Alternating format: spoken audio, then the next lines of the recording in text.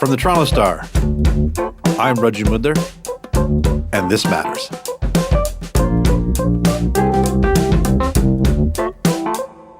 What is reasonable when it comes to employers' vaccine mandates and workers who choose to remain unvaccinated?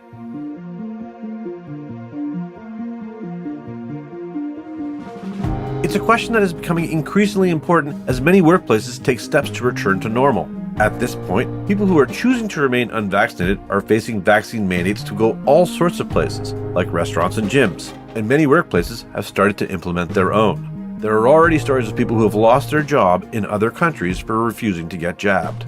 So what happens here? Can you get fired for not getting the shot? And if that happens, what does it mean for employers and the workforce?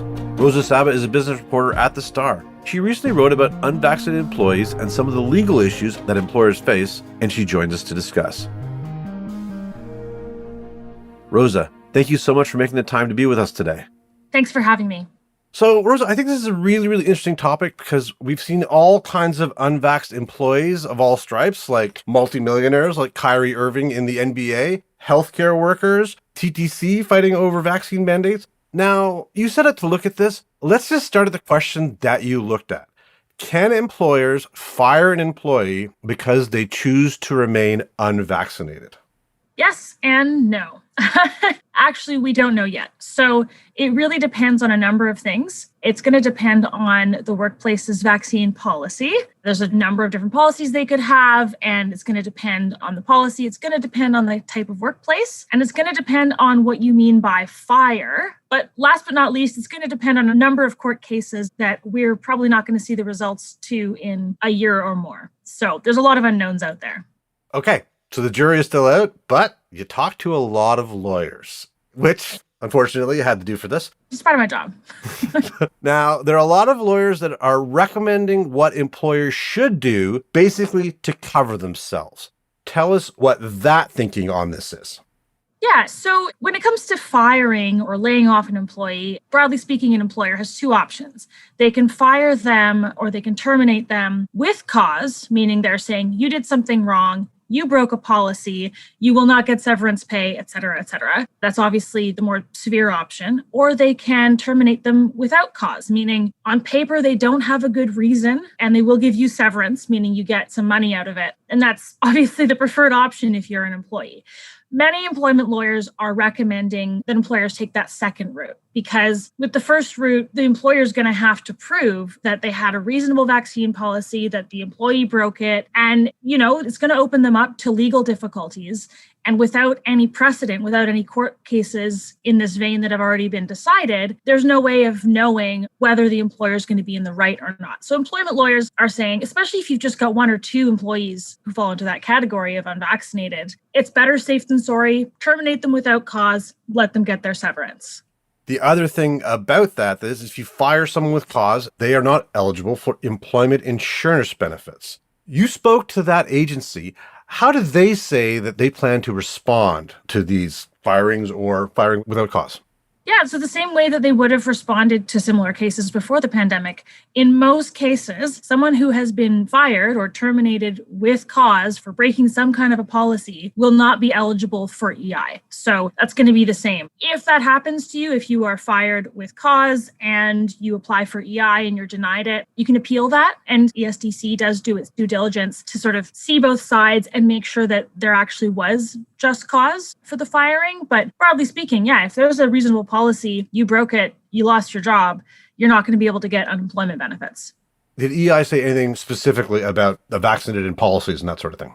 No, it's a policy. Again, if it's a reasonable policy and the employee broke it, that's it. Again, we don't have any court cases that are going to give us guidance on what is a reasonable policy. For example, if you're working from home, say you're an accountant working from home, and all of a sudden your employer says you have to get vaccinated within this time frame or you will be terminated with cause. And then you decide not to get vaccinated and you get terminated, you might have a better chance of fighting that because you're working from home. And you could argue it's not a reasonable policy. I'm not around anyone. Why do I have to get vaccinated? But if you're a healthcare worker and the same thing happens, honestly, a lot of lawyers would say good luck, because it's pretty easy to argue why you should be vaccinated. I mean, in Ontario, workers in long-term care homes have to be vaccinated. It's the law.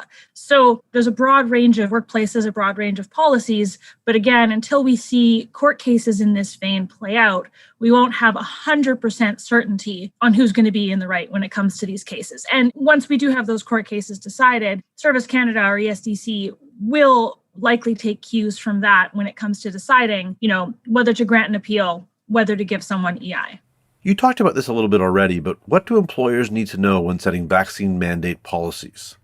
I mean, it would certainly help. But again, just on the court case thing, I keep saying that we're waiting for court cases to be decided. What I mean by that is we're not going to have 100% answer or anything close to precedent until someone gets fired and sues their employer and gets a decision. We're only just starting to see decisions like that when it comes to the temporary layoffs, for example. A year and a half later, we're only starting to get precedent. But employers are making these policies now. So they can't wait for a judge. That's just not going to work. So reasonable is going to be the big word, I think. Again, it depends on the kind of workplace. Lawyers have told me that they think if it's a healthcare setting, it's going to be pretty easy to argue that just like long-term care, your workers should be vaccinated. If you're working with vulnerable populations, it's going to be easier to argue. It's going to be harder to argue if you have, say, a really small workforce, not public facing, people can work from home, that kind of thing. It's going to be a lot harder. The other thing is going to be accommodations. That's my next question.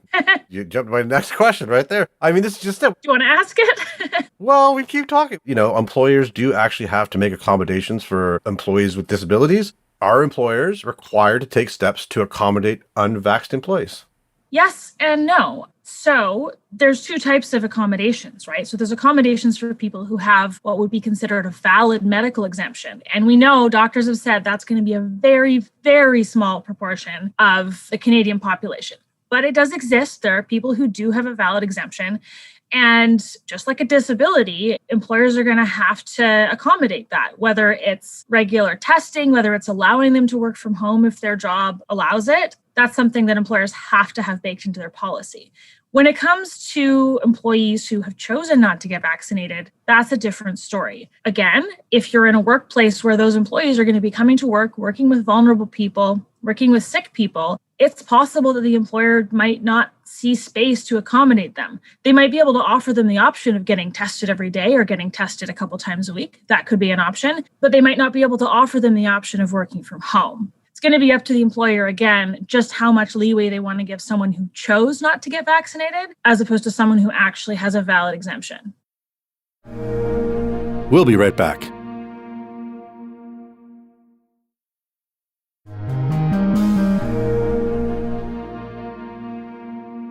Most of the lawyers you spoke to were pretty measured about this, but there was one in particular, Howard Levitt, who believes this is something that's pretty easy to terminate with cause. What was his thinking?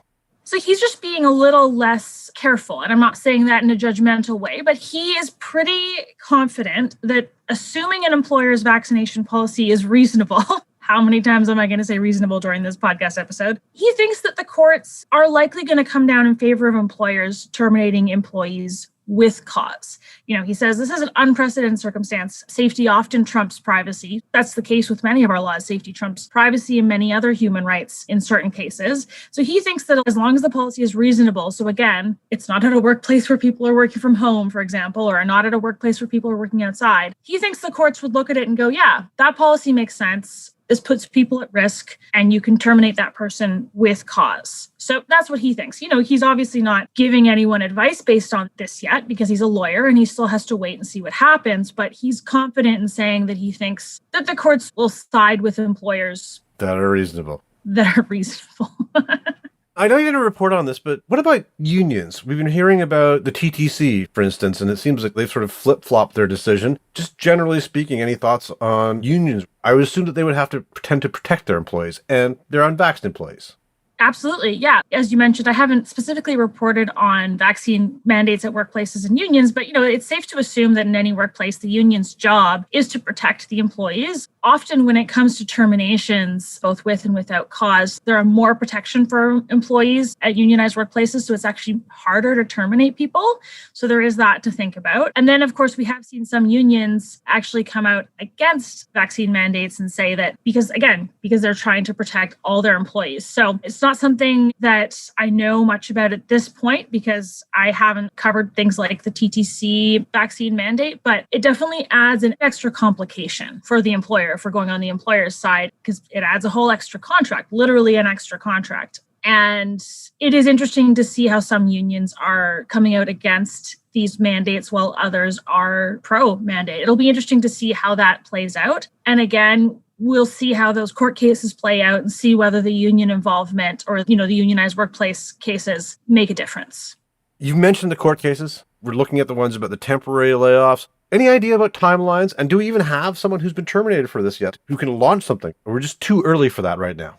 Too early, yeah. I'm sure you've noticed this, but a lot of the major employers that have, publicly announced their vaccine mandates for workplaces, they have a pretty long timeline because they want to give people a chance to decide to get vaccinated. So a lot of those timelines are actually running out now or in the next few weeks or maybe in the next month. I think some of them go all the way to November. And so we're not going to see these terminations until that happens. And of course, these employers are likely to do everything they can to accommodate an employee before terminating them because these employers don't want to terminate someone unless they absolutely have to. They don't want to be liable. They don't want to go through that. They want to give people a chance to do what they believe is the right thing. So we're only seeing these timelines run out now, and that means the court cases will follow. When it comes to the timeline of the actual court cases, it could be months. It's more likely going to be around a year or more until we get a decision or two. And bear in mind that one decision does not precedent make, right? With the temporary layoff issue, I believe we only have 3 or 4 decisions right now. One of them is being appealed, and that's just not enough to create a really strong precedent. So it's going to be a while until we know for sure. It's going to be interesting. I guess we'll be talking about this in a year. Rosa, we're hearing lots of stories about the Great Resignation. I read a crazy story about how the Chicago police force could be cut in half because so many officers remain unvaccinated. How many people do we think will be affected by this here? Are we really expecting thousands of people to leave the workforce? Not half. What you can do is you can look at just what percentage of Ontarians or Canadians are vaccinated. It's significantly more than half. So, if you look at that, it's still quite a lot of people who are unvaccinated, but we've seen that things like the vaccine mandates, for example, having to be vaccinated to enter a restaurant. Every province that has done those has seen a bump in vaccinations. And we hope that a great deal of those people who are still not vaccinated are hesitant, but maybe not a militant, anti-vaxxer. And we hope that as more information comes out about the vaccines, more options, more research, those people will, maybe their fears will be lessened a little bit and they'll get vaccinated. It's also possible that just like the vaccine passport, a workplace vaccine mandate could, make someone go get vaccinated because they really need a job or because they're seeing their coworkers do it and they're looking into it and they're feeling better about it. So I don't think we're going to see half of our police force or anything like that. And the other thing is that not every employer has a vaccine mandate because except for in long-term care homes, it's not the law. Some think it should be in more than just long-term care homes, and that's a whole other story. But if someone does lose their job for not being vaccinated, I'm sure that there's an employer who will take them. There are many jobs where it doesn't make sense to have a vaccine mandate. There are many people who don't believe in vaccines who have businesses. So honestly, I haven't written a ton about the Great Resignation, but I'm not convinced that workplace vaccine policies are going to cause a mass exodus from the workforce. As you keep saying, let's hope everybody is more reasonable about it. What does that even mean anymore? We're going to find out probably in the courts. Listen, Rosa, this has been fantastic. Is there anything that I didn't ask that you think that our listeners should know? No, I really think that this is just one of those things where it's all speculation at this point. For example, some of the lawyers I spoke to said they think we're going to see a ton of cases in the coming months about this. Others, Howard in particular, said they don't think so. They think people are going to make a stink about it and then decide they want to keep their jobs. So, we're talking about court cases that don't exist yet. We're talking about policies that don't exist yet. We're talking about workers who just haven't made up their minds. And I think it's important to be reasonable and just watch and see what happens. That's excellent advice. Rosa, I really want to thank you for your time today. Thank you as well. Rosa Saba is a business reporter at The Star. That's it for today. Thanks so much for joining us. I'm your host, Raju Mudder. Our This Matters team is Adrian Chung, Brian Bradley, JP Fozo, Matt Hearn, Morgan Bachneck, Saba Etizaz, and Sean Pattenden. Our music is by So-Called, Mike DeAngelis, and Sean Pattenden. We want to hear what stories matter to you. Please send us comments, questions, or ideas to thismatters@thestar.ca. Please consider supporting the journalism the Toronto Star newsroom does at thestar.com/subscribingmatters. And don't forget to subscribe to This Matters on Apple Podcasts, Spotify, or wherever you listen to your favorite podcasts. Let's talk soon.